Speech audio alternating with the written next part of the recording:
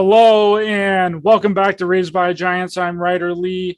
Welcome everyone in the chat. We are live and wow, do we have an amazing show for you guys here today for the 200th episode special. And I just got the notification on YouTube yesterday that for my 3-year anniversary. So we're on 3 years and it's the 200th episode and I'm really looking forward to it. And I couldn't have done this without the help from some of the people that's on this panel here today. And we have the best round table on the internet has ever seen, right? Once again. So introducing first with ladies first, of course, she's an author, teacher, publisher, consultant, neuropathic physician, and researcher of consciousness. You can find her work on her YouTube channel, Penny Kelly. Penny, welcome back to the show. It's good to see you. How have you been? Be here. Hi, everybody out there. And hi, all of you guys. It's good to be with you again. Thanks for being here. I really appreciate it. Up next, he's a renowned filmmaker, author, scholar, writer, director, considered to be a modern day Indiana Jones for his worldwide quest to find clues to mankind's spiritual destiny via ancient societies and artifacts. He's been featured on the History Channel and has produced original content for Gaia TV and is also my writer and producer of our upcoming documentary, JFKX, and is probably the most famous person I've ever hung out with, Jay Weidner. Welcome back to the show. Thanks for coming on. Yeah, congrats on 200 shows. Yeah. Thanks, brother. I appreciate that. Thanks for being here. Next up, we have a gentleman that I've really looked up to for a really long time. He has helped me with a lot in the beginning. When I first started my show, he brought me on his channel without even asking who I was. He's a philosopher, researcher, educator, spiritual teacher, and visionary on occult and esoteric studies and many other topics he dives into on his YouTube channel.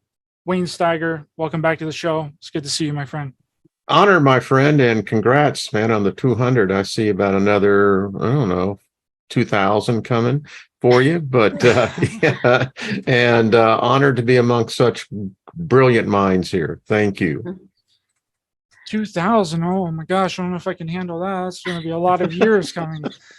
And last, but definitely not least, you know him. You love him. He's the creator of Adapt 2030 channel on YouTube. He discusses energetic changes on Earth as the sun repeats a 400-year cycle of low activity, affecting global crop production, the economy, and everyone on the planet as society resets. David Dubine, good to see you, my friend. Thanks for stopping in. How's it going? Yeah, thanks for having me. And again, if you're going to go for the 2000th episode, that gives us 30 years. And I really pray that we are all here in 30 years after these changes we're about to experience. I'm an optimist. Pleasure for everybody to make it through this. Truly, it would. Yeah, it would be really wild. And well, this crazy panel of amazing researchers and content producers doesn't break the internet here today. I don't know what will, but it's been a little over a year since we were all last together, and a lot has transpired, to say the least. We're a little bit of halfway through the year here, halfway through 2023. So I want to pose a question to each of you. What should we be looking for to happen in the second half of 2023 here? And I want to get everyone's thoughts on this. But Penny, I want to start with you. Let's jump to you first so you can kind of set the tone for our discussion here. What do you see happening for the rest of 2023? More of the same or what's going on there? I'm going to say more of the same and a little bit more difficult, maybe a lot more difficult. I see this is something that I keep seeing again and again. There's some kind of change in Washington, D.C. It's big, it's messy, and it's not and there's another change next year. So that's the first thing. Another thing that I see is, I guess I'll call it financial chaos and a big deepening of the anger that I'm seeing, hearing, and actually experiencing in a lot of people. Their fuse is so short, it's like, don't create any sparks. So that really concerns me. I see problems with health.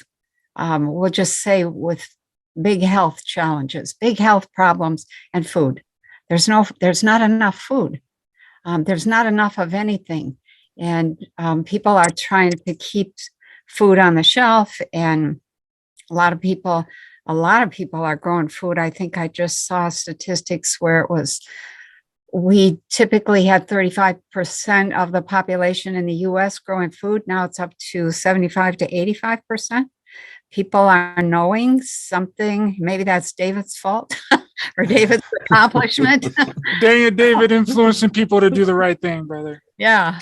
Yeah. So that's it in a nutshell. I mean, we can talk about those, but I'm really interested in what the other guys are seeing. Jay, what do you see happening for the rest of 2023? Well, try to be as careful as I can here. Yeah, I hear that we're going to be running out of pharmaceuticals here. There's been a slowdown from China. We don't have factories anymore. And there's a lot of evidence that even now they're putting placebos in because they can't replace the drug. And that's going to break out here soon. And then the pharmaceutical companies are going to have to come clean and say, we haven't got any of this stuff. It's going to be mostly painkillers, hormones. So anyone who's taking hormones on a daily basis is going to be in some serious trouble as they go backwards. And it's kind of a quiet crisis right now, but it's brewing and getting stronger. Thank you. Wayne, what do you see happening rest of 2023? I think my background's in payment. So, here, I guess it will be on Saturday. The Federal Reserve will start going to what they call the system Fed now. It's the first step that now leads to the collapse of the greenback, and it is going to be the backup currency. Biden has already signed the executive orders for such. And I think for the American consumer, it's going to be a real wake-up call. So, and I think that within that, it can go a number of different ways. And finally, I think that here in the United States is what we saw in Moscow over the weekend. I think there's going to be a big shakeup in our government. I think it's going to really rock the three tenets of what our government is about. And who knows what 24 is going to be like. David, what do you see happening, my friend? It depends on how each of those events that everybody spoke about already gets, or they wanted to amplify. So remember that Hunga Tonga eruption last year, 10% moisture added to the atmosphere. If you look at the depletion in the ozone down in the southern hemisphere, it's orders of magnitude less, or I should say decrease, than it normally is. Even it's not even really, it's just very, very beginning of the cusp of the season of the ozone hole season. Generally, what you consider the ozone hole maximum would be somewhere in October or late September, early October. We're already getting near those numbers now, if you trace back through the last prior years. So the runaway ozone depletion event will be a global cascading event that will be used, push and pull, in conjunction with all of these other things, in addition to, like Penny, what you said with the food, to explain away the crop losses, to explain away hyperinflation. It'll be pushed in and pulled out and reinserted and blended in with other events to get the maximum fear out of it. Unfortunately, but you already see where it's going. Do you think that we have to worry about natural disasters or manufactured natural disasters? Because we know that they have the ability to create storms. They can pretty much control the weather however they want. Dave, do you think that we have to worry about that at any point toward the end of this year? Most technologies could be used to amplify events in case the human domain gets out of control. And when I say that, there's cause, react, solution, effect. If the human does not obey and the directive of where it's supposed to be pushed with the stimulus, if humanity wakes up for a better point and starts to go the other direction, like, whoa, uncontrollable thought, that amplification in extremes in whatever it would be, forest fires, volcanic eruption, twisting of weather in the jet streams and cloud cells, in addition to the moisture that's in the atmosphere and where everything's already cavitating and tweaking along 20 south and 20 north anyway.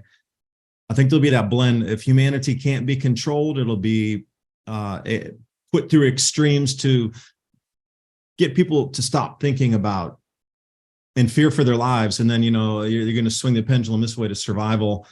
And then they'll pull you back in the middle of the narrative. I keep seeing this again and again. When humanity starts to think for itself, something other much larger rolls in on top to deflect or distract, is a better way, I guess. Can I interject in this, Ryder, to that? Perfect. Yes. We are this generation of humanity, of which we're all part of. It's established. We are now witnessing the magnetic excursion of our poles. I mean, the South Pole is now almost to the Indian Ocean. The North magnetic pole will be in Russia. I mean, it's accelerating its movement. And the thing that when we talk about weather and we talk about crops, we talk about everything else, is that we never talk about what magnetism, electromagnetic pools of our pole, of our magnetosphere, how that upsets everything where weather is concerned. I mean, you're potentially talking, no one is witnessing something like this. I mean, you're talking potentially an upheaval. And and go on with that, continue that thought of the magnetic hemispheres of the brain in the human as well being affected by that same polarity change. Good point. I think it's the cause of the mental illness increase lately is the magnetic pole excursion. I think it's causing the wiring somehow is getting scrambled, especially people who don't, aren't conscious of what they're doing and don't meditate and try to get themselves somewhat sedated. If they let themselves get out of control, which they are now doing, they actually go completely out of control now. Is that a cause for the anger we're seeing in people? I mean, the brutality and the nuts is crazy. Yeah, I think it's magnetic fields interfering with the brain function. Actually, I would go even further than that. Consciousness is frequency. Okay, so the frequency that your brain operates at determines the kind of response you can have and the kind of perception that your brain will allow. But the big factor in that, big factor, is nutrition. Without nutrition, you can't maintain frequencies. That's why we eat, because food is frequency. And there's a lot of waste that gets produced just to, be able to extract a few frequencies by tuning. But without food and without good food, we're going down. We have been going down for a long time. And I think that we're headed into a crisis, and all the pressures that we were all just talking about, add to that. When you're under stress, your nutritional banks or supply in the body are used up at 4 times their normal rate. And if you're not replacing at 4 times your normal, then your perception becomes entirely skewed. Depression, anger, irritation. You keep pressing that button, it goes eventually. There's only 2 things that the brain is capable of, and that's pain and pleasure. Everything is a version of those 2 things. And if you start pressing that pain button, which they've done a lot of research with that kind of thing, down the road, very quickly, actually, not down the road, you end up with rage. And following that is temporary insanity. And temporary insanity is a protective stage for consciousness so that the human in temporary insanity doesn't know that he hurt someone. We are geared to love, not hurt one another. So we're headed in a really difficult direction. I agree absolutely. And it almost seems like it's an inhuman type of control structure that's happening, but not inhuman in the way that people think that it actually is. I don't think that it's an actual extraterrestrial race that is controlling us or the earth. I think that it's a consciousness that is possibly in control, and they're able to transfer this might sound a little woo woo, but it's just what I've been really thinking about here recently. It's a consciousness that's been transferred into a human-like shell, like an avatar, in order for that consciousness to walk around in our reality here. They wouldn't be able to just come here from a different planet and be physical beings and walk around here. They would have to have some kind of doll body avatar that looks very similar to us. And that's where the whole thought and the idea and the concept comes from, with people saying that they're already amongst us, they're already here. Well, they probably are, but they look exactly like us. They're the same entity. They just have a different conscious level. Me and David were talking about this yesterday. What's your guys' thoughts on that? Wow. Well, let me just say one thing, and then I want to hear what the other guys say. There are many. There's at least 3 or 4 dozen different races of people here with us already. They're all over the cosmos. We're not the only ones. So let's just say that we agree on that to start with. And then I think the bigger thing that really is important is consciousness is catchy. When you have frequencies that come into contact with one another, they either harmonize, they get into constructive interference or destructive interference, or they end up in what's called, they produce binaural frequencies, and those frequencies then interact and produce trinaural and quadnaural and quinaural. We don't understand yet consciousness, or most people do not understand how it works. So if you have a bad apple, everybody in that family is going to be similar, have similar responses and attitudes, etc. Because consciousness is, we copy. That's how we learn, we copy. So there are people here that are really destructive.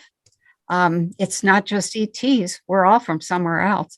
But there's a whole slew of good people here working their buns off, trying to get us to wake up and take responsibility and step into our own power. So, David, what do you think about this issue? Do you think that we are being controlled by an extraterrestrial race, like a lot of people seem to believe that we are, or is it something different? Is it a consciousness? Because it's hard to believe that for some people that it's just human beings doing this to human beings. So maybe I'll step back into frequency for a second here. Now, with the changes in the frequency that are happening on the sun and truly across our solar system, I'm wondering, with that frequency resonance, as it changes and our perception changes in the brain, that things that were not in our visual field of view suddenly become visible. And this is why the programming of get ready for these things that are not really of either sex are being programmed into us. Because the field of view, we might suddenly just start to see something one day it's always here. The frequencies are layered in, but we're just not tuned into that one. And suddenly, boom, we start to see these entities that were always here, but we just weren't in tune with them, but suddenly we are. So how do you explain that to the masses, that you're going to start to see something that's not, it's sort of similar to what you did, it is, it's not, it is. I mean, I really think there's a lot of things that are going to go through visually and auditorially. So what you're going to start to hear things also. So this frequency is moving through, and these changes in our sun, the magnetic field on our planet are changing. I think what we hear, literally what we hear, and what we see are also going to change from what was considered established norms through the last, say, 50, 100, 150 years until now. I think we're going to come into some rapid changes with the magnetic field. And at the same time, there's going to be rapid changes in what we see, hear, and observe around us. So explain that to the global populace without causing a panic. No, that's absolutely exactly right. You can take infrared pictures of these entities that are in the sky around us, and I frequently do. And And there are literally trillions of entities that are invisible to us, all around us all the time. We live at the bottom of a sea of a plasma, which extends outward even past the orbit of the moon, and it contains all these millions, trillions of entities who, some notice us, some don't care about us, and some notice us in a bad way. And we got to be careful of that too. So I look at it as more of a dimensional plane, and that people mistake encounters with these invisible entities. So sometimes you can see them as aliens and all this other stuff. Wayne, what do you think about this UFO and extraterrestrial narrative that's going around right now? I mean, is it going to play a role in the coming years, possibly even play a role in the 2024 presidential election? What's your thoughts on, because it's a threat narrative, right? It's a controlled opposition, CIA threat narrative that they're trying to play on humanity. So what's your thoughts on that?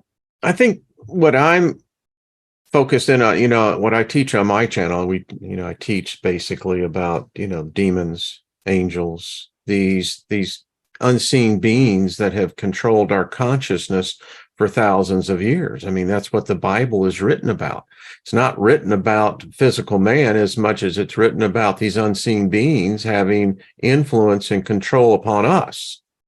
So in one aspect of it, we're very well versed in that perception of alien life. What's an angel? What's a demon? But what I think we're seeing today is that, because I come out of 50 years of Christianity, is that we're seeing a collapse of a belief system. And if there is such a disclosure, then it's going to challenge that perception, because there's a lot of people, and I speak of here in America, that truly believe we're in the tribulation. I mean, that's kind of the underlying theme in the churches, is that what we're witnessing is Daniel, his prophecy of the 70 weeks come to pass. So it's really where cognitive dissonance becomes into play, because there's going to be some people who just can't handle this. And I think that's where you see this complete shutdown. Jay, we've been keeping a really close eye on the CIA Pentagon disclosure narrative, more specifically the threat narrative. And there's this new guy, Kurish, I think his name's Kurish. That's a new whistleblower that seems to just regurgitate and repeat what everyone's been saying for years now, just repackage. What do you think is the end goal with this CIA ran disclosure? Because it's never what it seems to be. Well, I think we have to understand that they've gone too far, the elites, and they can't go back now, because if they go back or they let go of power, there will be a complete examination of what they were doing, and they will all go to jail. So they can't relent power. They're not going to relent power. And I think this is a PSYOP done, and I can't prove that. It's just my opinion. I think this is a PSYOP to throw us off. That guy, Brood, whatever he is, I'm sorry, man. He used really loose language. He was never specific about anything. And I didn't buy anything that he said. I thought he himself was a PSYOP. And so I think that, they're planning to raise the ante, and so what they have is like 18 poker tables going, and each one they're going to choose to play at is their next game. And so this is now their alien game that they're playing. Not saying there isn't aliens or anything like that. I'm just saying that this thing reeks of a MK Ultra PSYOP. I agree. I like that, Jay. I agree. I mean, we know the Air Force has been running MK Ultra programs for a really long time, and the Project Blue Beam stuff was actually a MK Ultra sub-project, subliminally put the holographic image directly into the subject's head. Now, David, Not sure if you've been, I'm sure you actually have been paying attention to the UFO narratives, but it's basically been co-opted by the CIA, and they hire intermediaries to give the public information to disseminate the information that they're giving to the public. And they get to basically be a whistleblower, even though they're just regurgitating other people's information. And now they can pretty much classify any anomalies in the sky as UFOs, right? Unidentified objects, foreign satellites can now be UFOs. Weather balloons are now UFOs. Space trash can be UFOs. I mean, you can throw a trash can up into the air and take a super blurry photo of it, and it's a UFO, right? So where do you think that they're heading with all of this talk and this ramping up of UFOs and extraterrestrials, David? Free energy. I wouldn't say free energy, it's fuel-less generators and magnetic motors to unveil that technology without telling everybody, oh, by the way, we put those patents in the closet from the 1880s and the 1890s.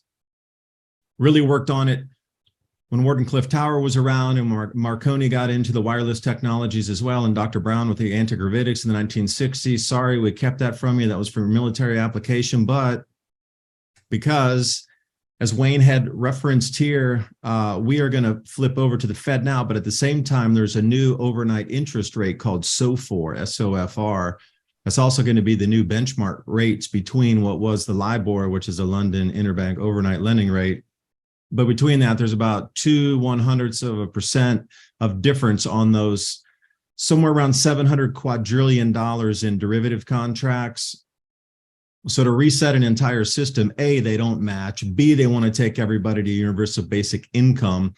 And the only way they're going to do that after the planet gets completely bankrupt and reset is bring out free energy. And that way you could still have the things that you would need in your home, but they're not going to come out and say, by the way, we shelved all this for 100+ years and we made you go mine rare earth minerals and put up these junky solar panels when we could have had something half the size of this desk in your home that could have run that from the 1910s, and we would have never had to put a copper cable above our heads, which when you also talked about the inhabitation of a consciousness in that, I'm wondering if there was super connected in the rollout of everything. But I really think it's not going to be soft disclosure about, yeah, there's other beings out there in the skies. It's going to be about trying to bring that tech that we've developed over the last 120 years into the home without having too many questions asked, and get everybody onto this universal basic income. And you will be beholden to those generators or those ones who are manufacturing it if your social credit score is good enough. And you can see how this whole twisted world is moving forward here. And I think that's really what it's about. It's not about saying that there's somebody from Martians are coming back or whatnot. And Wayne, you raised your hands. I saw you with it. So what are you going to go at? No, I mean, this seems like a simulation. I mean, because it comes to one end, and that is total control of us. Required reading in high school, George Orwell, 1984. Who'd ever thought that we'd actually see it? And we did it to ourselves. I think that's what this internet is about. I mean, I'm turned 68 this last week. I was one of those guys that helped develop this thing called the internet. We didn't, back in the 90s, we didn't know what it could do. And now here, nearly 25 years, I look back and I think, my God, what did we create here? What did we unleash? And if it wasn't us, then consciousness is energy.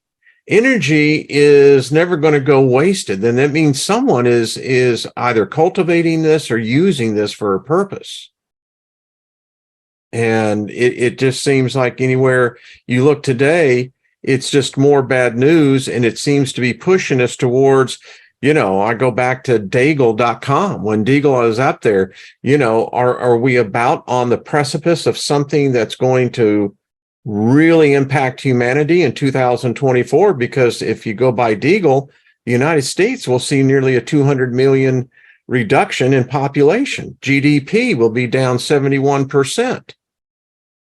Is this what all these shortages are about? Is this merely a precursor of something that they have to have in place when this thing is finally unlatched? I don't know. There's brilliant minds here I'd be curious In to a see word, what y'all. yes. In a word, yes, that's what's going on. And it's all perfectly triangulated to happen exactly in the sequence that they want.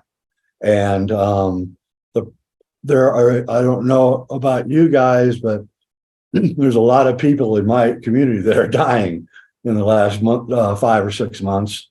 And it's really increased.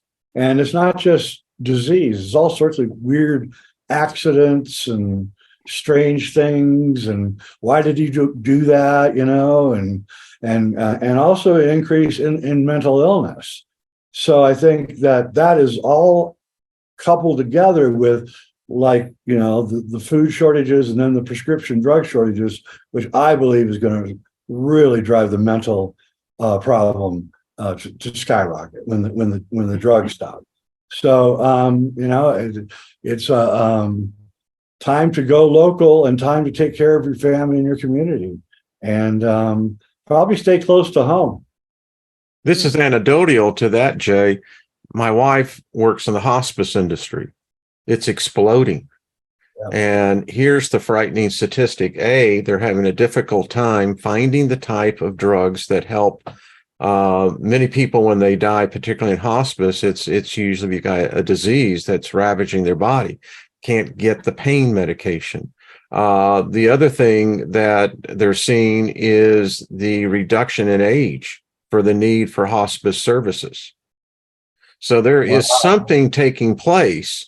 No one wants to address it. I don't think anyone would know how to begin to address it, but it's happening. You know, just as a side, I highly suggest that everybody start growing poppies. You don't need to do anything to them. You just make tea out of them, and that's an excellent painkiller. It's totally legal to grow poppies, and it's totally legal to crush them up at the end of the year and make tea out of them. And it will be the painkiller of the future. That's all I'm saying. Yeah, and wild lettuce as well. That's one you really want to know. That's an old Cherokee painkiller. A lot of people understand wild lettuce. Again, it's legal. Yeah. It doesn't really give you like a high, and it's non-addictive. It's just a pain sedative. Wild lettuce. You can grow it anywhere. I guarantee you're going to find it somewhere growing in a field near you. Let me point out something that has never really been pointed out. I'm really good friends with a medical investigator, and she said to me that the hospitals and the doctors stopped giving out painkillers which was about 7 years ago now, at the same exact time that the fentanyl began flooding in. So that was an interesting statistic. I hadn't really thought about it. Wow. You know, one of the things that I avoided saying, but I'm going to bring it up. One of the things I see repeatedly is that there's some kind of flooding, big flooding, not over the whole US like the solar flash would indicate, but some sort of like area flooding. I cannot see where that is. I don't know why it doesn't become clear what's under that water, but there's a lot of stuff floating in it, and it looks like it's on a coastline. So it looks like it's in the US. I think you, Ryder, said are we looking at some sort of natural disaster? And I think we are. And maybe it's volcanoes, maybe it's earthquakes, but something really, really difficult is coming our way, on top of what I think looks like civil war next year, across the whole US. Yeah, that's why they don't care about the debt or anything like that, because the elites believe, and I can show you exact evidence that there's some kind of disaster coming. They believe it's a solar disaster, and they're prepping for it. But they've been doing it ever since 1957, 1958. Right. They put together the geophysical year, and they sent people out all over the earth to do measurements and everything. And they came back, and NASA was created the next year, and the deep underground bases were begun the next year. And you can just see the traces of the whole thing. And they discovered that there was a periodic solar disaster that causes massive fires, and it's periodic every 12,000 years. Yeah, there's actually more than that. There's a 6,000-year event every 6,000. There's another one every 3,000. There's another one every 2,500. But the big one is every 12. So Well, we're due because the countdown is here. We're at I know. 12,000 years. I know. I do this thing called the language of energy, and it's symbolism basically, and I understand the green energy and the language of the birds, and the language of energy is the same thing. And I keep looking at, okay, what does that tell us about what's coming? And basically, it says you don't know anything about what goes on in a natural system. We have wasted our time with all kinds of entertainment and silly stuff that doesn't really do anything, instead of developing consciousness and understanding how do we get off the planet or get inside. And do we want to get inside if the continents are roaming around the surface, ramming around? Go ahead, Wayne. So, yeah, I used to be heavily into Nibiru, the whole, ninth planet and the thing coming around. And I do a lot of meditation. I did it, 10 years ago. And I was meditating one day, and it dawned on me that if any of this is true, the whole planet coming in and destruction of the earth, we're still talking the death of billions of people here. And I often wonder, how does consciousness absorb that much death in such a small constricted time? It has to have reverberation, as above, so below, as below, so above. I was talking on my channel this morning that if you follow that, there must be an upheaval already taking place in the heavens. Oh, Well, there it is.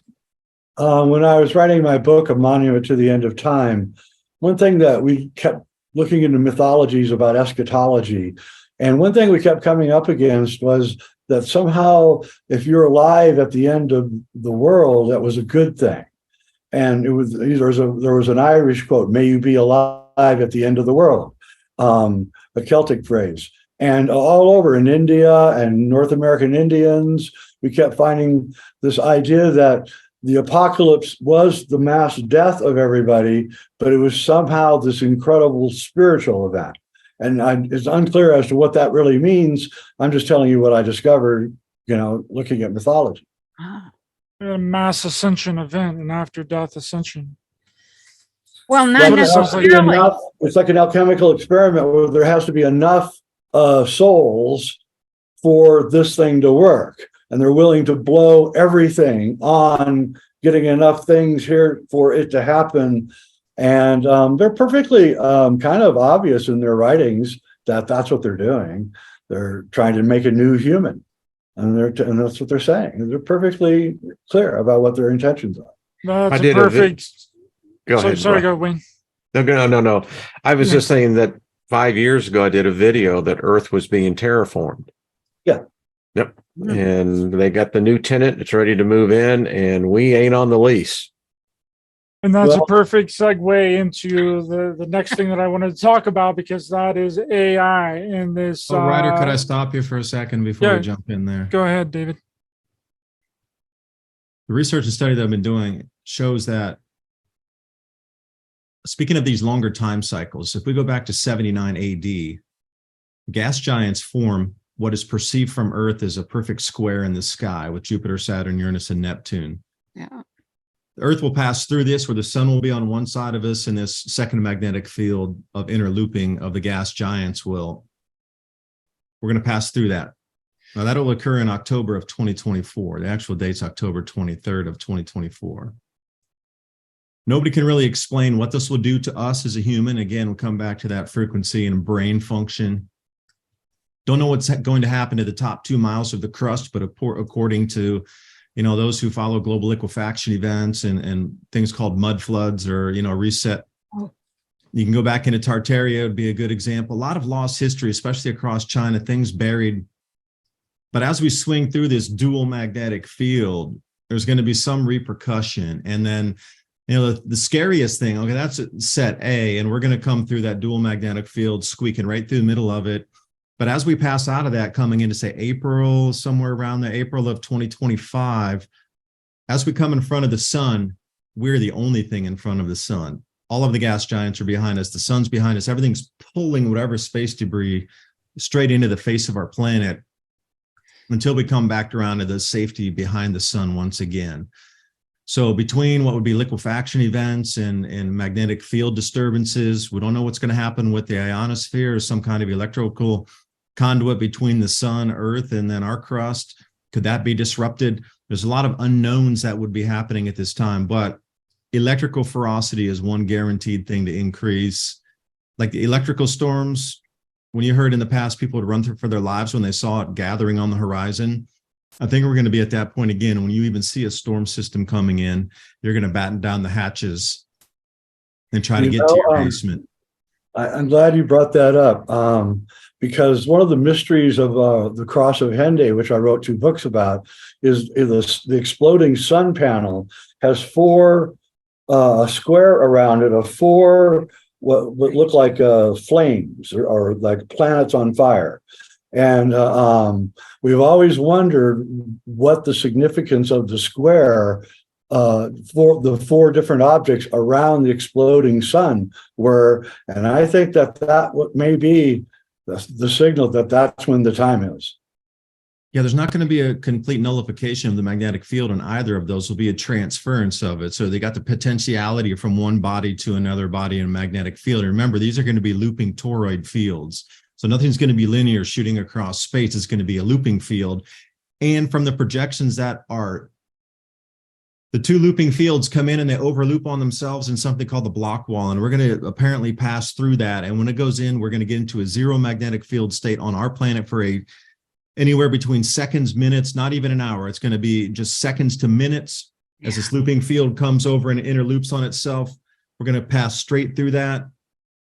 And we'll be out of it as quickly as we're into it. But it's going to be a significant event. Now, what will happen with our poles? What will happen again with our magnetic fields in our brains? What's going to happen, with our minds? I mean, the cosmic rays already been proven drives us nuts. It's why we can't do space travel. Well, wait a minute. That's, let me say something about the October 23rd, 2024. Okay, so Kundalini, when you have a full-blown Kundalini event, what that is in the body is it's an electromagnetic event that moves up through you, and it's roaring. It's like a jet engine. It's like not standing under Niagara Falls.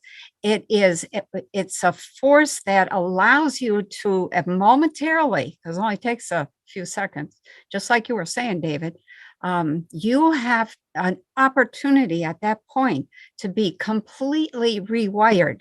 Your entire brain, and your entire body, your chemistry, your hormones, all of your neurotransmitters, everything gets rewired in that moment, unless you're in a bad mood, in which case you degenerate instead of take a step up.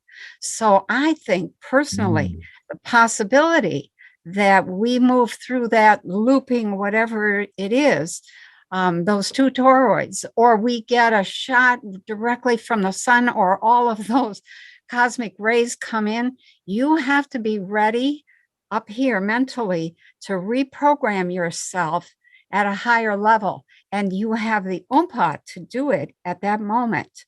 So I think we should be talking about how do we get to that place where we're sassy enough to say, this is what I'm doing. This is how I am. This is what I'm becoming. And you just keep holding that until when that energy hits, you know it.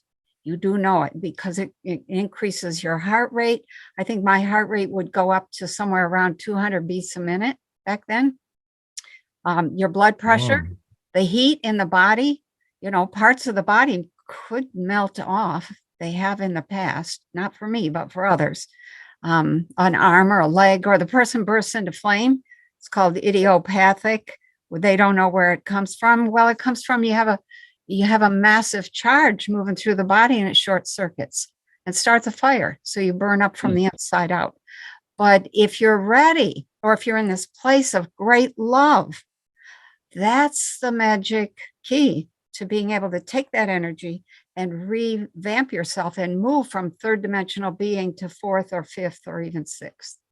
So It's a real bifurcation of the species. it is. I ask you, do you think that the changing magnetic field is associated with this coming square of the large gas giants? You think that might be what's causing it? I think that adds to it. A square is symbolically, that is your Yes. first stability, your first area where you can step into and count on the energies circulating in a particular way. If you're directing those energies, yeah, you can. The triangle, the pyramid is the other one that allows you to route energy. But I think we live in boxes for a reason. I think we're moving to the sphere for a reason, but I think we have this massive opportunity coming at us to use those energies, and that all of those things together are a factor. I don't think anything can be different or it won't work. So I hope that makes sense. Yeah, Jay, if you like to, or anybody, I put the images of the 2024 alignment in the chat box, so feel free to look at that. And also, Penny, to dovetail on that, Aquarius is the only, if you look at the star maps from the 15 and 1600s, Aquarius is the only one that shows the actual Birkeland current flow out to one of the eyes of Pisces and one of the fish in Pisces. Oh, wow. Of the other 12 zodiac, there's nothing coming out, but it is so clean that the pouring out of the water bear is showing some sort of Birkeland current that flows directly from the star system itself in Aquarius somewhere. The seed point, the Chinese put the seed point of human consciousness up in the Big Dipper. That's why the cult of the Big Dipper is such a big thing. They still worship that in the Emperor's Mandate of the Heavens. But that pouring out, that Birkeland current goes right into Pisces. And it's interesting how we're exiting out of, these different symbols that you see through. What are we exiting out of? The fish was the Jesus Christ with the fish. So that era of the birth of Christ coming through and then, exiting out into the water bear. But how do those two connected? And why is it so symbolic right now that we're in this? I think the water bearer, that's Aquarius. It's not really water. It's more of an energy flow. And they couldn't explain it with the water tipping out, but I think flows of energies are what that was explained. Exactly. Yeah. If you read some of the ancient work, they talk about the great ocean. And they're talking about the ocean of space. It's full of energy currents and waves, just like on the regular ocean. So that's it's misunderstood. It's not about water. It's about the pouring out. Aquarius is the pouring out of massive amounts of currents and waves of frequency onto whatever the humanity that exists at the time. So Dave, do you think that this alignment could cause a Birkeland current to go between the sun and these gas giants? Yeah, something like this. It's going to be a transference of magnetism. Now, you notice that looks like the top of the Kabbalah also. Like if you were to strip and just have the top of the Kabbalah. So I believe that's the beginning of the cycle marking. Now you have to spin through the rest and find the bottom segment of it where it would come in with the square on the bottom with the triangle that, points downward on that. And then that would be the completion of the cycle. I just haven't. It's not just Kabbalah. You've got the sun at Tiphereth. And that's exactly where the sun is in the tree of life. Yeah, right. You got the tree of life right there. Now, where's the bottom completion of it? I haven't really gone out and spun out in the diagrams that far. I'm too busy growing my vegetables right now. Good for you. No, that's no joke. Like I'm staying alive through this event. I want to see the plasma displays in the skies. My whole goal is to stay alive through this so I can witness it. I know. I'm right there, growing my own food and working my butt off to really put things together and help other people. I don't want to be the only one here. So besides that, you get a great tan and a good workout. Yeah, that's true. The bottom of the Kabbalah would technically be Earth. Right. That's the foundation stone is Earth. So that's where we sit on the alignments there. So you can see that there could be something significant happen. In the last time, just for FYI, the last time that this same alignment occurred was 79 AD, and it was 1 degree of arc off. So it's not exactly the same as 79 AD. It's 1 degree arc difference than it was then. So if you're looking at arc minutes through the heavens there, 360 degree arc minutes, 1 minute back. So 360 cycles back would bring us back to 79 AD, but we're talking what, 360,000 years approximately? No, it would be 720,000 years through one loop of that. Wow. Well, this is the first time I've heard of anyone talking about the fact of the Earth in transition in the center of this, where the sun will be in a neutral state of magnetism. Yeah, that's significant. I mean, you got the consciousness of ever how many souls will be on this planet at that time. I mean, wow. That's significant. I'd like to get more into this. Yeah. But then what happens to the people that don't have souls? Well, that's just that are inorganic beings. Right? Which ones are no longer going to be here? Are the inorganic ones going to be destroyed, or the organic ones are going to be destroyed? Well, what's a soul? How do you define what's a soul? Consciousness. Consciousness. Right. So everything that exists, every form, is made of consciousness. It's inherent. It's the intent within. The signature of your frequencies is the signature of your consciousness. And that's how do you get a consciousness, though? You would have to be an organic being. I don't believe that everyone has a consciousness. I don't believe that everyone has what you would call a soul. not That's my personal everyone has belief. a human consciousness that fits. What year is this? 2023 in the United States of America. There are other forms of consciousness, lots of them. Stones, plants, animals, planets, just the air, fire, water, all those are forms of consciousness, and they can be communicated with. So to say that that's an inorganic being, I think that those kinds of definitions are, I'll say, old science, where science is catching up, but it has a long way to go, a long way. They don't understand the connections. They don't understand the natural world.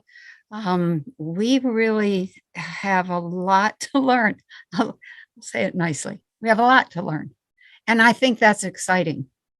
I'm very excited about the future. I absolutely believe, Penny, that, plants and trees and everything that's organic has a consciousness. I just think that it's plausible that there are people that are walking around that does not have a consciousness. No, they're conscious. It's just not the kind of consciousness that we have. Okay? Even a robot has consciousness. But that would be a synthetic consciousness, No. not a real organic consciousness. Okay, so we can talk about levels of consciousness and consciousness signatures. It doesn't have the signature of a Ryder Lee or a Wayne. Computers Jay. will never have consciousness. Never. AI will never have consciousness. You need to have a body to have consciousness. We'll see. No, it won't. I mean, I'm a programmer. 40 years of programming. I know how computers work. It's just ones and zeros, and they're never going to figure anything out beyond whatever you program them to figure out. They're never going to extrapolate into consciousness reality. It's not going to happen, and that's why I'm not worried about AI becoming conscious. I'm worried about bad people using AI. Bingo. For bad reasons. Yeah, but consciousness is frequency, and that machine, that computer, has some frequency in it. It is many frequencies. A computer has probably 600-700 different things with different frequencies going on. Chips and capacitors and all the stuff that makes up a computer is all giving off. That's why you got to be careful around a computer, because you're getting so many weird frequencies. I know. Yeah, mine crashes regularly. But I think we have to expand our definition of consciousness.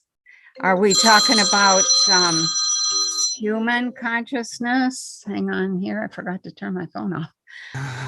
Sorry. Or are we talking about some other kind of consciousness? Well, there's only one kind of consciousness, and when the consciousness is in a dog, it's dog consciousness, and when it's in a cat, it's cat consciousness. When it's in a human, it's human consciousness.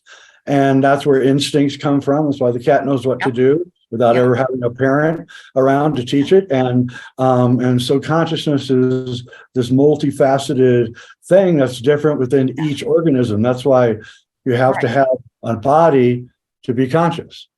Well, Tree can be human conscious. It has a body. If you're going to have human consciousness, you have to have a human body. So, absolutely right. Yeah. Okay. I agree with that. Yep. Wayne, what do you think about this concept? Do you think that every human on the planet has a consciousness? I don't think they had the same soul or originate. And little anecdote to this, F. Paul Wilson, who I think is a brilliant science fiction writer, in his book Night World, the thing that hit the earth was basically there is a consciousness, but it's not how we perceive it. There's two great consciousness. And because there was a really bad dude about ready to take, and Jay, I see you shake your head. Have you read the book Night World? Oh yeah, I love it. It's. I recommend it to all your whole audience, Ryder. You really should read that book, Night World.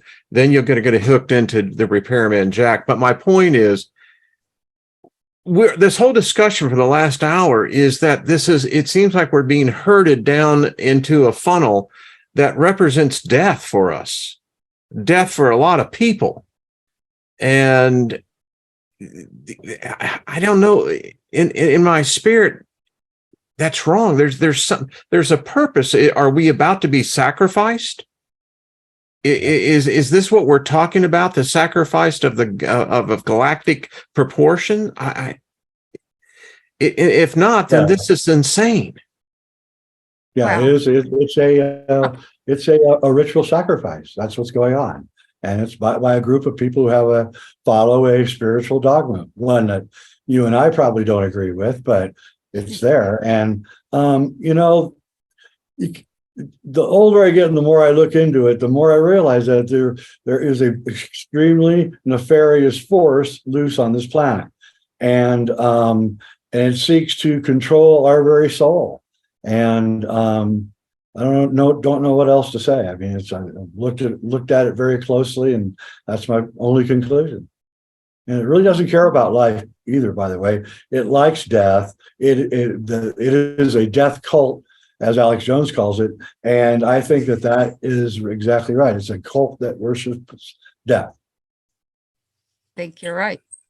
Alex Jones has been right about a lot of stuff, and he was most recently right about the frogs, which is crazy. Everyone made fun of him for the frogs, but he was right about the frogs. Things are crazy. Things are getting 20 years. But Dave, how do you think that AI is going to play a role in our future? I mean, we already have AI chats, AI rendered photos, AI rendered videos. I feel like it's really going to blur the lines between reality and fantasy, as if it already hasn't blurred the lines enough already. So should we be afraid of AI, Dave? If you look at it the way that it's supposed to be taken to make everything as fake as it can be, so then there'll need to be human validators to sit next to you to say, yes, I'm a human, validated as a human, and I saw this person, David, as a human, make the content. So it's approved by me as a human validator that David made the content as a human, and this is validated as a human-made piece of content. This is the direction it's going to need to go.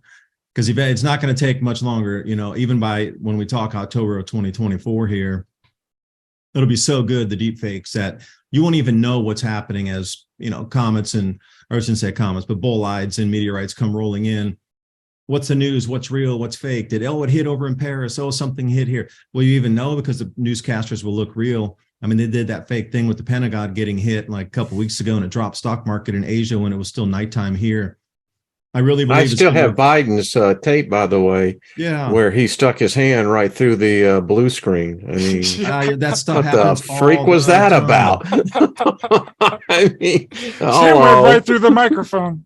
I need to. Doesn't this diminish us? You made that piece of content. That's where it's going. It's disruption everywhere in terms of business, and we just the whole world's being disrupted at thing. the same time. I'm sorry, Penny. Last thought here. Okay. I can't believe that AI is rolling out at the same time to disrupt everything that we know in the human domain. At the same time, everything's being disrupted in the climate domain and the magnetic field domain. And it's all overlapping on top of this series of complete disruptions, a scatter pattern, interference pattern, just to keep everybody distracted from what's really going on. Because we could all say no and the death cult would stop. No, this is like being at the roulette wheel and it keeps on hitting 00. You're going, wait a minute, it's been 57 times, it's been 00, I think that's what all those consciousnesses are here to do, is to come together and become a force to make something happen that we decide. And that's why they're trying to make sure that there's not too many of us around, because consciousness is power. As we figure out everything, which is what we're all doing, they throw interference patterns at us in a constant way, and that's what's going on. And that's when I think that the disclosure alien thing is just another interference pattern to stop us one more time from, because they're really afraid of us all realizing what's going on at the same moment, and they think they're prepared for it, but I don't think they are. And so we have to be ready to defend our turf, but not attack anyone. We have to, find ways, like Dave said about free energy. We need to create our own forms of energy, because what they're giving us is not going to work. So they're creating a gigantic thing of chaos to stop us from having our consciousness fully awakened. Well, could I ask a quick question on that?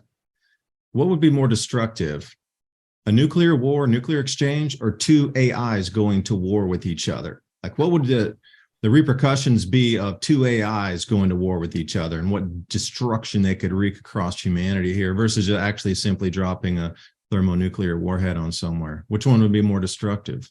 Oh, conflicting AI by far. Yeah, I was going to say the nuke would be the merciful approach. Right.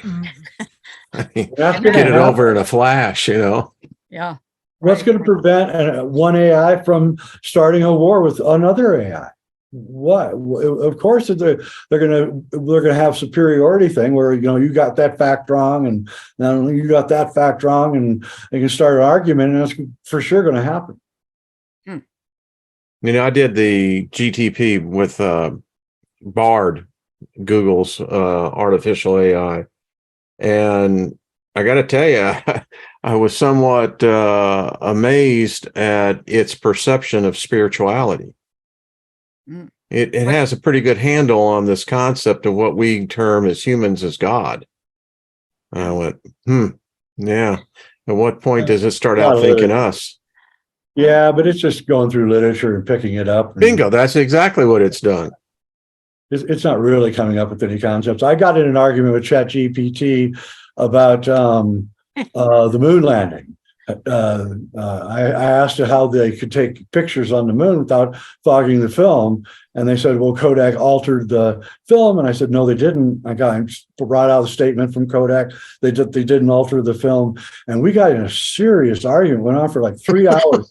And finally, at the end, it concluded, I kid you not, that perhaps the spokesperson for Kodak did not understand what the word altered means.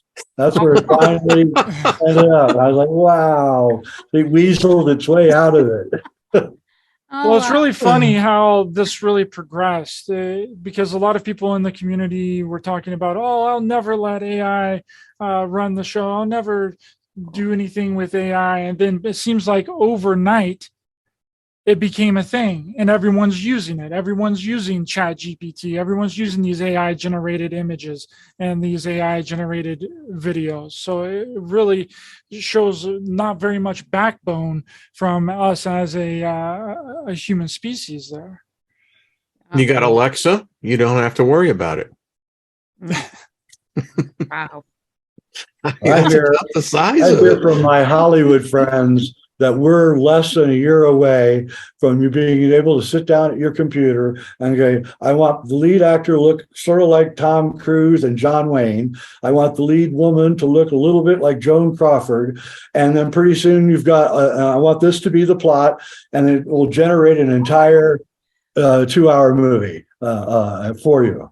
And they say that there's a company called NVIDIA, which is 1 year away from this. It's called I'm invested in NVIDIA. Voice to video. It's called. Yeah. Wow. Well, and I know this is tied to it, but you think about Sophia. She's been granted citizenship into a country. That's AI. And, this all looks like it's to diminish humankind, because now they've got artificial robots that is your perfect mate. You don't have to interact with another human. I mean, Turn No to thanks. soul, that's a terrible mistake, because we come here to get together with one another in order to learn, in order to be challenged, in order to make a core change. I mean, that's really what it's all about here. So that'd be That's really what it's about, stopping is the core change right there by introducing the robotics into the human Bingo. element. Yeah. But you got a younger generation. Well, Ryder, your generation is more adaptive to having an artificial mate as opposed to actually, because that's what they do already. Mm. Everything is online. Yep. And then whenever this technology is just being released to the public, how long have they secretly been using the technology all along? Because it seems like every time that anything is released for public use, they've already been using it for years and years and years beforehand. So then that makes you rethink everything that you've seen. Well, You know, iRobot, they have told they us. already created a full-length movie like Jay was talking about that they're going to be able to do in next year? Have they already done that in the past? How much of the music have they artificially created? It's called 911. Oh, yeah. That was one of their test things where they created fake things going on, and everybody thought it was real. It was just a movie, and they've been doing it for a long time. So, and they're going to A go robot in every home. Yeah, they just repeated that with the whole Prigozhin revolt in Russia. That was all fake. Isn't this the dog wagging the tail? I know. I mean, I know. it's like I've seen this before. Yeah. You have to remember that this whole thing started in Elizabethan England. After when the fire of London burned down everything, and then the people that settled that area, they saw the Shakespearean plays, and they realized that drama and plays and all that could be used on the world stage. And so they started the East India Trading Company and went out and used theater to conquer all those countries that they conquered, India and China and all the rest. And the people never knew it. They didn't know what was going on, but that's how all this started. And today it's all the way manifest to the point where we don't know what's real anymore. I agree. Yeah. Absolutely. So Penny, you were just talking about a civil war that you've seen that's going to happen in 2024. Does this revolve around the 2024 election? What have you seen that's going to happen there? And is this going to be wrapped up in with the Civil War and this being a part of the 2024 election? That's part of it. It's a combination of things: financial crisis, food crisis, and the governmental crisis. And that whole crisis seems to be, it's like we're the last ones to get on board with the Civil War. But we finally do that. It's already happening other places. And I thought, no, we're going to be able to figure it out. We're going to be able to get through without the war. But I don't think so. It looks like we're headed right toward it.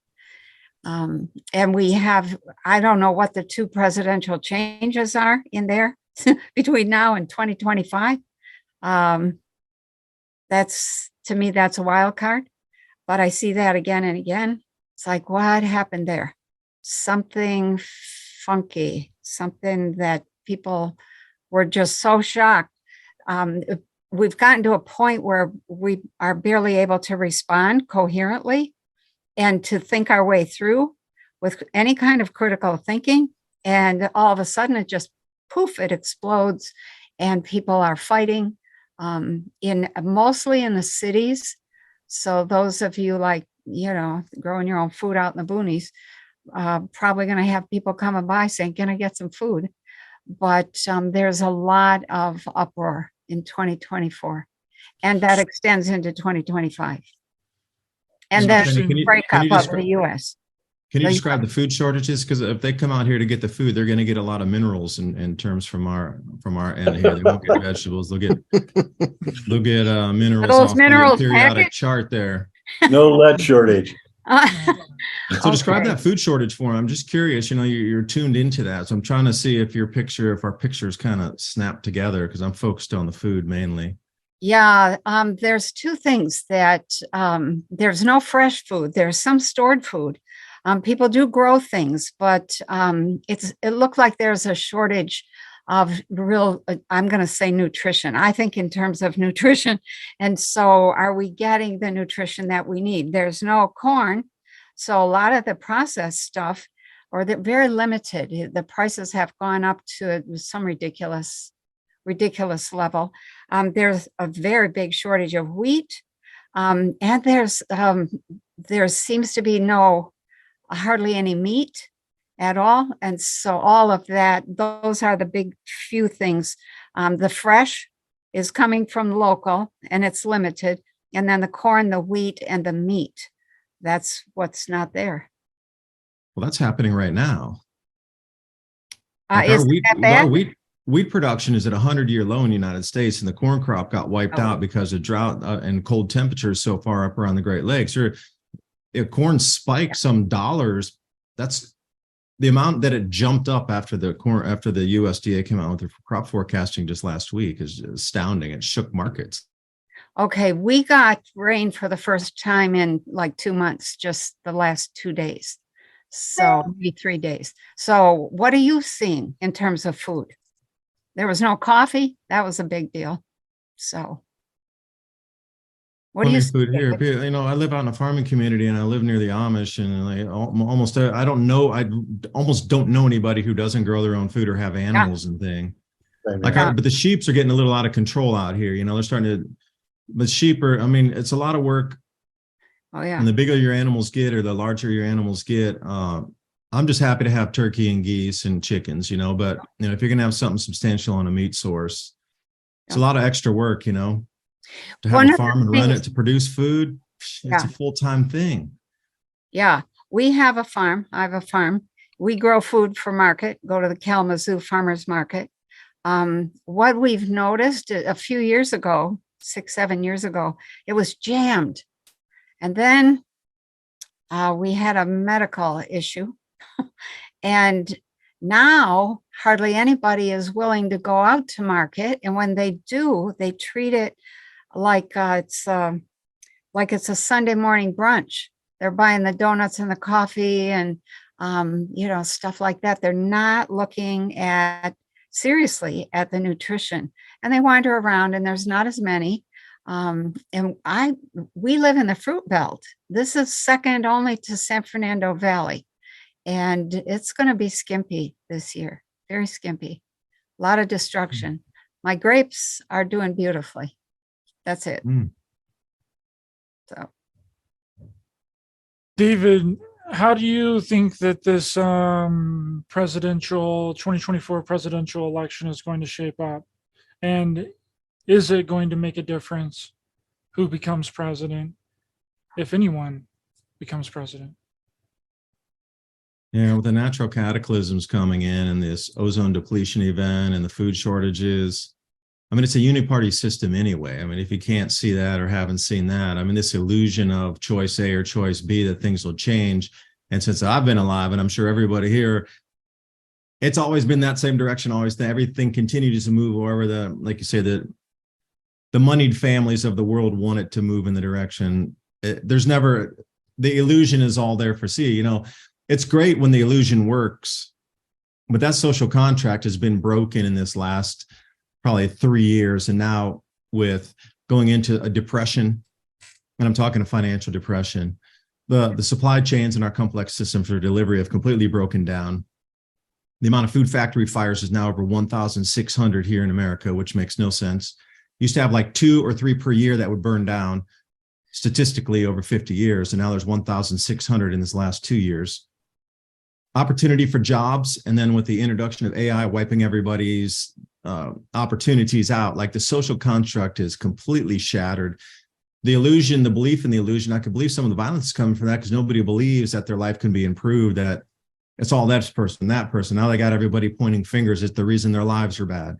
Instead of looking at the central banking, the switch over to systems from the LIBOR system into SOFR, you know, that 0.02% of 1% at $600+ quadrillion equals national economies of the entire planet for years on end. Where does that money get made up?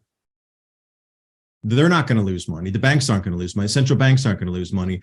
These aristocratic families aren't going to take the loss. You, me, the taxpayers are going to get milked for every cent to make up that difference on the changeover of systems. So when you start to see it cascading downward, you know, it's going to be whoever's going to decide to run in this madness is going to have quite a few things to portend with. But I really look at it as, you know, will it be AI generated candidates or will it be real? And, you know, like you said, pushing your hand through blue screens. You see backdrops where there's suddenly a swing in the backdrop behind the White House. Like, what are they even there?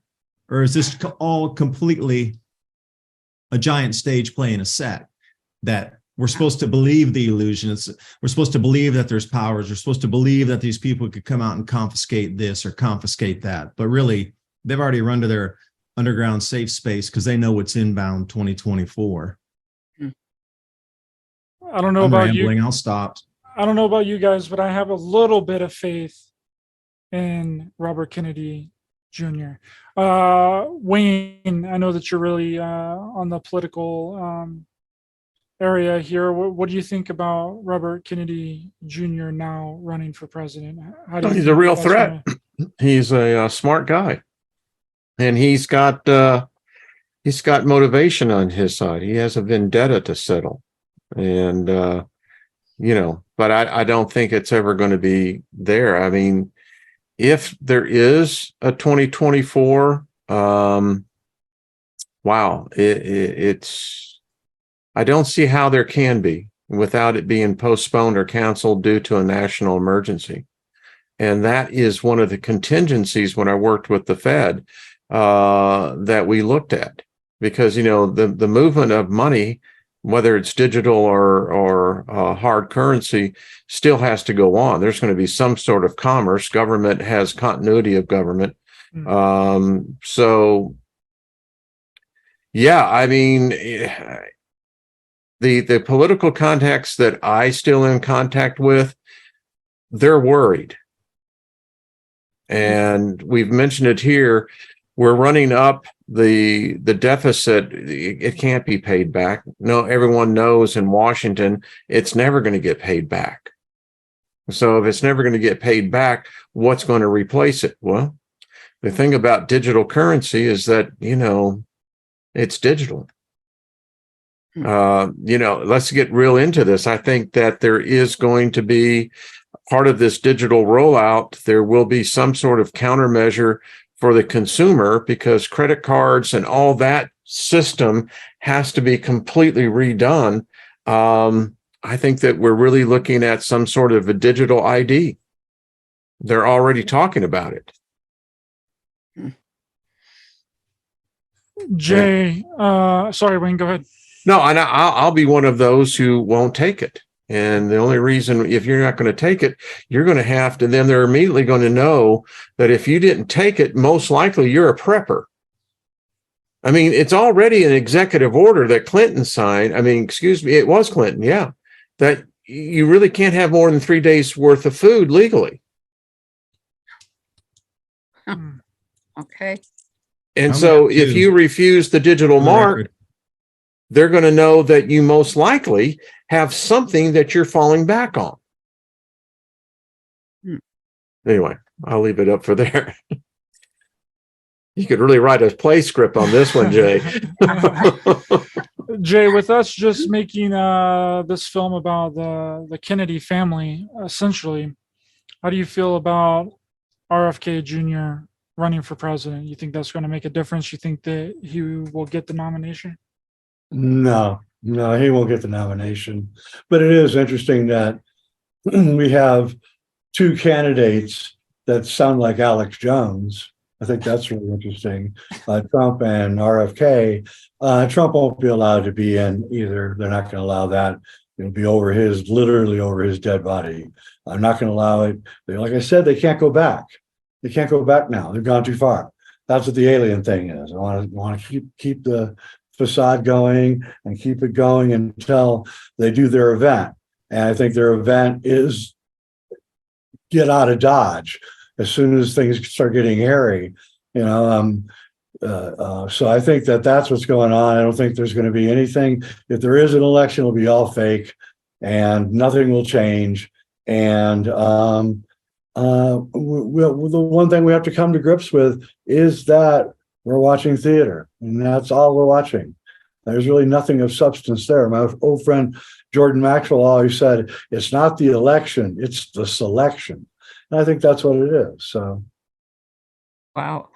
Hey, Jay, could I ask a question about how good is the AI right now? Like, really, how many people in positions of power are actually in the offices that they say they are? Because after COVID, everything's been closed down. You can't go here. You can't enter the office building. You have to make an appointment online. You have to chat with, on Zoom or something. Like, in a total percentage of 100% of people that are in elected positions, how many of them are really out in the public sphere? Are they all down in these preparatory bunkers getting ready ahead of, like you say, when the wave comes, they're going to be scattered to the wind, but the perception that they're still around guiding things, pressing buttons, marching orders, doing this, doing that. I mean, what are we really witnessing? I think that's where we're going. We're going to see all the politicians are going to be AI generated. You're not going to see any more handshaking. You really don't see it anymore anyway, if you think about it.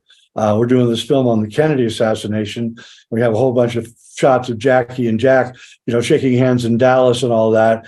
And you don't see that anymore if you think about it. You don't see the president going out and meeting tons of people and big crowds or anything. I mean, he did with Trump, but I mean, generally over the last 20 years or so, you've seen it's all become disengaged, and that's on purpose because they really are just doing a lot of theater and the occult and intelligence.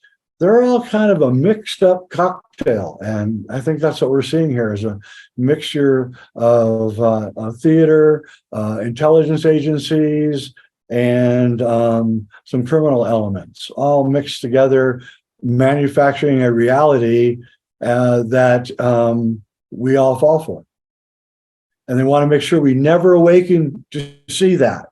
That's what they want more than anything else, is to make sure that we never see the false reality that they are creating for us. Too bad. We see it. Yep. Well, Yeah. the downside is if this collapses, and I mean, no plan is perfect, no plan lasts forever. And I don't think that these people are that bright. And when this thing collapses, and listen, the only way that this scenario works out is that it has to collapse. I mean, they're going. One scenario that I know personally that we went over when I worked with the Fed was that we went one where they suspended the Constitution. Now, if you suspend the Constitution, then, people will find out why a flag, an American flag, has gold gild around it, because then maritime law comes into place. And with maritime law, most people don't realize, but the foundation of maritime law is martial law. Something's going to have to trigger all this. Yeah. So DC is a separate country from the rest of the country. It is, yeah. Run by maritime law, where the rest of the country is run by the law of the land, the Constitution. Yep. And So DC has bought up land all across the West here in Colorado. Over 50% of Colorado is owned by DC, and it's the best land in the state. So they have the money to pay off the debt because they'll just confiscate that land and sell it. And believe me, it will go for a lot of money. So I think we're probably more headed towards some kind of confiscation of land to try to trigger a crisis, a constitutional crisis where the Constitution is outlawed, and then they begin the confiscation of the land to pay off the debt. Because remember, if you live in Florida or Colorado or Tennessee or wherever, you're not responsible for that debt. That's DC that's responsible for borrowing that money. Colorado didn't borrow that money. Dragon Day all over. I could split a hair on that too. I'm just wondering, with this new issuance of the digital dollar, that's not a US dollar. It's something different. It's a different form of currency. It may have the same name, but the digital aspect of it, the new issuance of it, is completely separate from what we understand as Treasury issued or Fed issued dollars that we have in circulation on the greenback paper. That's completely different and separate. So how does that play into, that debt that you just mentioned there? Well, I think that DC wants to own the whole country. That's what we're looking at here. And they don't want us to have our individual rights, our ability to own land and all of that. And so that's where we're headed. And we're coming to this, and we're all going to have to decide what we're going to do about it. And like I said, don't come on my land. I mean it. I wouldn't come to my part of the country. Your sorry ass ain't even getting off the interstate, man. That's all I got to tell you. We would literally, where I live, we would form a barricade because there's only a couple of roads that go in and out, north, south, and east, west. They did it back when the medical emergency happened, oddly enough, when there was uprising in the city to the east of us. And I actually see that happening. I really do. I mean, everybody here has pow-pows. Everybody. We have contingency plans where I live, where there's one way in, one way out. We've got. You see, that's what I'm talking about. There's the threat. That's the threat. And David, and Penny, with you guys growing, I mean, we're growing food too, but it sounds like y'all have a good production going. That can be easily that's why I tell people don't fly American flag over your property, because basically in a state of emergency, you've just simply said, here's my house, everything I have is yours. Yeah, that does concern me. I have seen Michigan splitting right down the middle from Mackinac down to Jackson, and that's it. The east side goes with the crazies and the west side is like, you come on our land, we'll do the same thing you and Jay are talking about. Boom. I mean, I feel like the rat, forget the cheese. Just get me the hell out of the trap. I see calls. I'm watching and hearing and reading calls for people to stand up all of a sudden. It's like this has gone on long enough. And that typically starts about 6 months to a year before what Jay just did, before this happens. Yeah, I noticed that too. It was about 2 months ago. I noticed that there was kind of this common sense of, okay, I've had enough of this nonsense. Yep. And it's like all my friends and everybody were just, okay, that's it, we're done. I'm not sure what triggered it, but I definitely saw a wave hit of, we are so done with this. Yep. I want Leave It the Beaver come back. I want to go live in that neighborhood, Good luck. I want black and white television. Oh my. So steam freighter. Oh, bring back the days, right? We've talked a little bit about the catalyst of this and what the catalyst is going to be: a financial collapse, a uprising, a civil war, food shortages. And in my thoughts and my ideas, and logically and critically, when I'm thinking about it, I think that all those are really good ways to get people in an uproar, right? But whatever the event is, it has to be blamed on the public. It has to be blamed on us. That's the only way that they can get away with doing any of that, is if they're able to turn it around and make us the enemy. And they're like, That's oh, look, right. look what you guys have done. You guys have collapsed it. You guys have caused this havoc and destruction. It's your fault. That's why we can't react.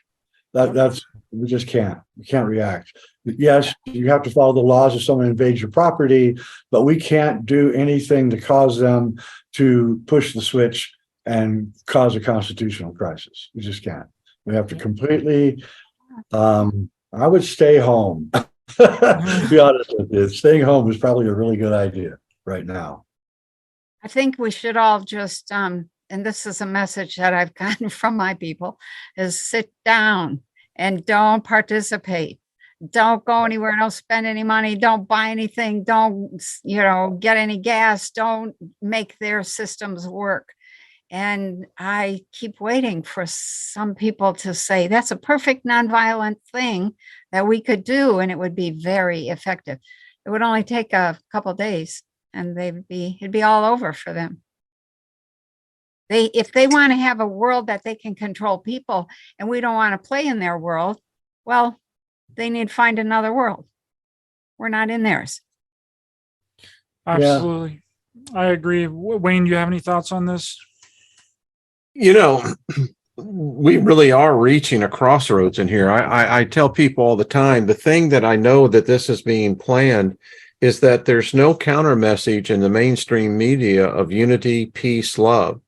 I mean, I come from the Woodstock generation, in the midst of the Vietnam War and Nixon and the whole upheaval of our government, we had one thing going amongst ourselves, and that was, we had the love-ins. We had this thing called rock and roll, but we as a culture, we found that unity. There's no unity talk today. There's no talk of hands across the country, what we did in the 80s with Michael Jackson and all the entertainers. I mean, there's no message of hope. And that's not natural. That's unbalanced. Something is causing that when you're completely obliterating a potential way to unify people instead of finding ways to divide them. Yep, that's what's going on. Hey, listen, I got to get going here. Yeah, I'm about to wrap it up. I guess David, I don't know if something's going on with his computer, if he jumped off. I knew he had to go soon. Penny, let people know where they can find you online, my dear. Thanks for coming on. Yeah, I'm on YouTube, on Patreon, Penny Kelly, just my name. www.pennykelly.com or Patreon/Penny Kelly. BitChute, Rumble. I have books on Amazon. Yeah, I teach classes, all kinds of stuff. So come on over. Awesome. Thanks so much for coming on, Penny. Jay, where can they find you online? jweidner.com. Reality Check is a show I got on YouTube. And Ryder and I have an incredibly exciting movie coming out called JFKX, Solving the Crime of the Century, in which we explain exactly what happened on November 22nd, 1963, for the first time ever. And no one's ever said what we're saying in this film. Super exciting. Oh, wow. We're talking Oliver Stone type stuff, man. This is cool stuff, man. Better than Oliver Stone. There we go. In our movie. Oliver Stone is actually mentioned in the movie. So when is it coming out? Probably within a month. We're real close to getting it out. Okay. Yeah. All right. Very good. Very exciting. Yeah. Thanks, Jay. Wayne, where can they find you, my friend? R. Wayne Steiger on YouTube, Rumble, and all the rest of them. Yeah. Awesome. All the links to everyone that was in the panel today will be in the description of the video. I highly recommend going and subscribing to all these people's channels. And David Dubine's channel is Adapt 2030, which is also in the description of this video. For everyone else, thanks for watching and listening. Much love to everyone in the chat. Please be sure to hit the thumbs up button, help the channel and the YouTube algorithm, share, subscribe, hit the bell icon as well for notifications. And remember, we're not only in a spiritual war, but a war on humanity. Stay aware, stay alert, keep loving your heart for everyone. Stay safe out there. See you guys next time. Bye.